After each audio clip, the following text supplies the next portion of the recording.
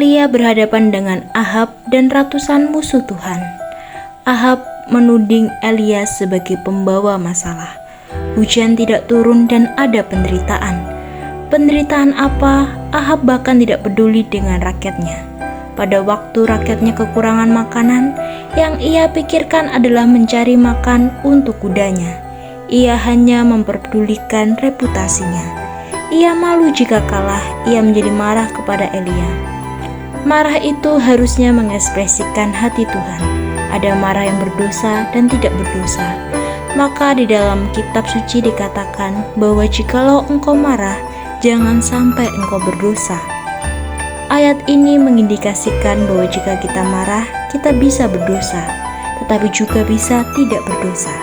Salah jika mengatakan kalau semua marah itu berdosa. Itu bukan ajaran Alkitab. Allah itu suci, Allah itu baik, Allah itu benar, dan Alkitab mencatat Allah itu marah. Ini berarti ada marah yang baik, benar, dan kudus. Contoh kemarahan Elia, kemarahan Musa. Tetapi kemarahan Ahab bukan seperti itu. Ia marah bukan karena ketidakadilan. Ada orang marah karena takut dihukum, karena menyembunyikan kesalahan. Tipe marahnya Ahab adalah marah karena egois. Dia merasa tidak pernah salah.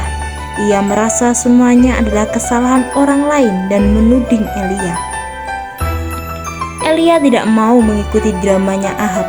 Kemudian Elia membalas, "Bukan kamu yang membawa masalah. Kamu menyimpang dari hukum Tuhan. Engkau dan seluruh bangsa ini harus dihukum oleh Tuhan."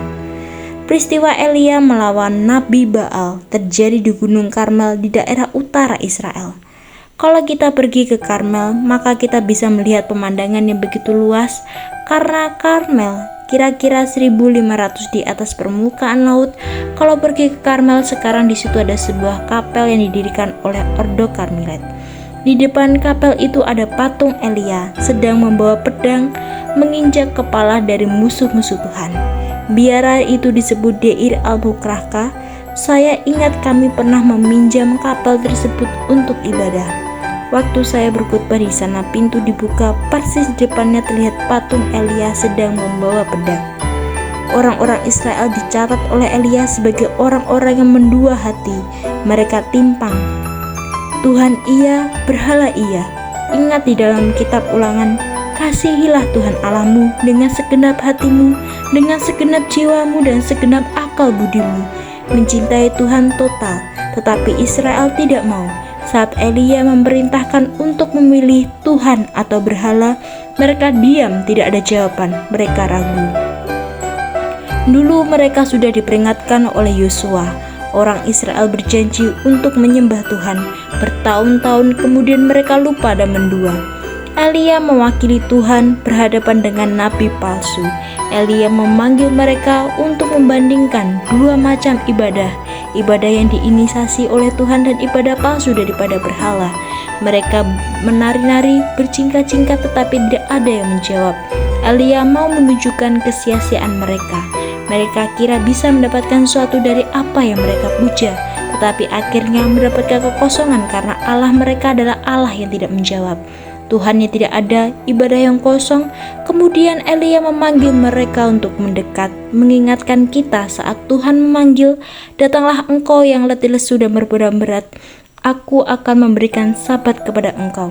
Elia memanggil lalu mendirikan altar dari 12 batu, mengingatkan perjanjian Tuhan dengan Israel. Ia menata misbah, lambang restorasi Israel yang sudah terpecah, dan Tuhan menjawab. Di sini Tuhan adalah Tuhan yang menjawab.